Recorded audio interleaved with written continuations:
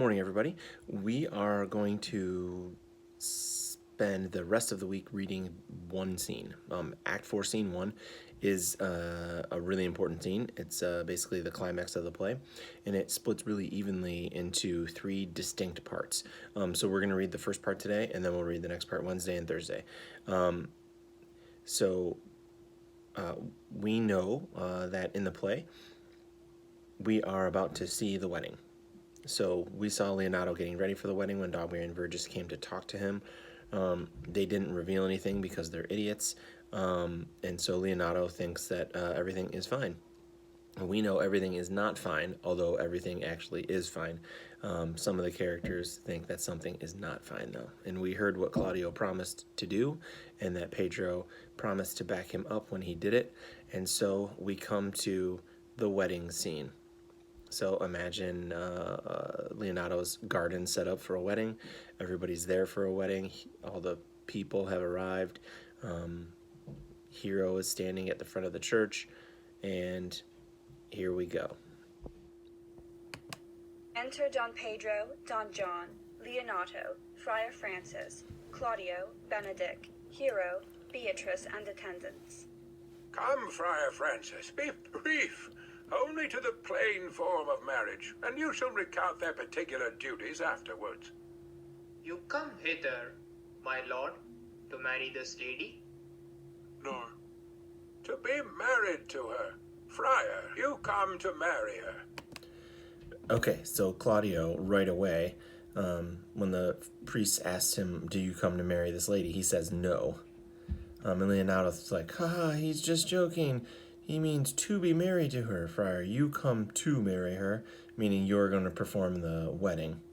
But I think probably already everybody's like, what? Lady, you come hither to be married to this count?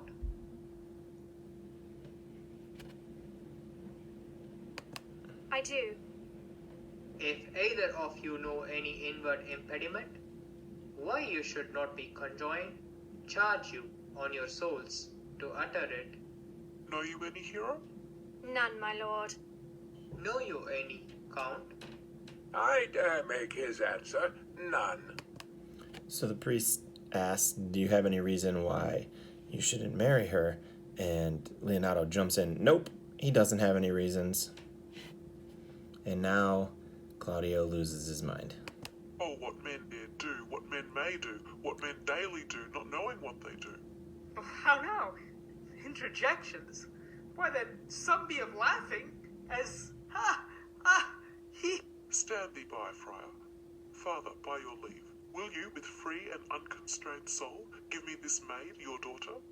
As freely, son, as God did give her me. And what have I to give you back, whose worth may counterpoise this rich and precious gift? So Leonardo pushes the priest aside and Claudio pushes the priest aside and starts talking directly to Leonardo. You're going to give me your daughter with unconstrained soul? And Leonardo's like, yeah. Well, what can I give you in return? Nothing unless you render her again. Grandchildren. You learn me noble thankfulness. There, Leonardo, take her back again. Give not this rotten orange to your friend. She's but the sign and semblance of her honour. Behold, how like a maid she blushes here. Take her back again. So you'll see in the movie, this is really, really dramatic. Claudio is basically saying, I reject her. I don't want her anymore. She is a sign and semblance of her honor. So her honor, her maidhood, her virginity is basically what he means is fake. It's a semblance of. It's not actually the thing. Behold how like a maid she blushes here. So she's blushing, and he's like, that's like a maid that she would blush. But she is not actually a maid, which of course she is, and that's why she is blushing. So he's using the proof of the thing against, he's seeing what he wants to see. Oh, what authority and show of truth can cunning sin cover itself withal? comes not that blood as modest evidence to witness simple virtue? Would you not swear, all you that see her, that she were a maid by these exterior shows? But she is none.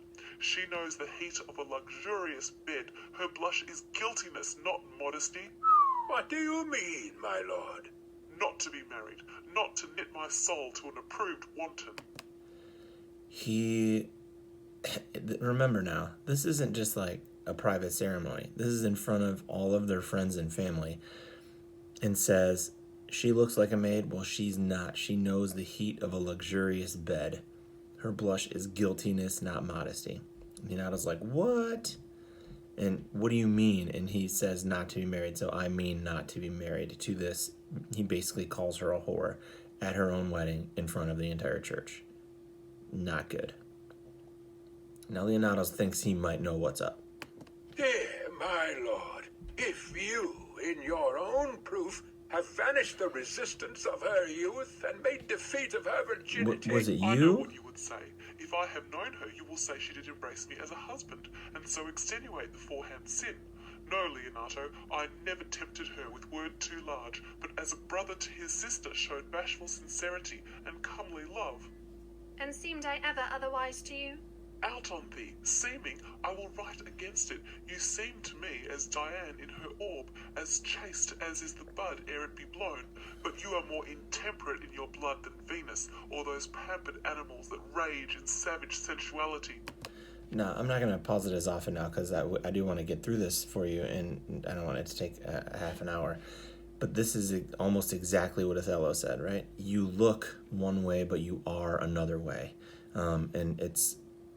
Men in Shakespeare's plays have a big problem when women, seemingly, in this case, Hero, and in Desdemona's case, never actually did, but when they show any kind of sensuality. Is my lord well, that he doth speak so wide? Sweet prince, why speak not you? What should I speak? I stand dishonored that have gone about to link my dear friend to a common stale. Oof. Are these things spoken, or do I but dream? Sir, they are spoken, and these things are true. This looks not like a nuptial. True. Oh, God. Leonato, stand I here?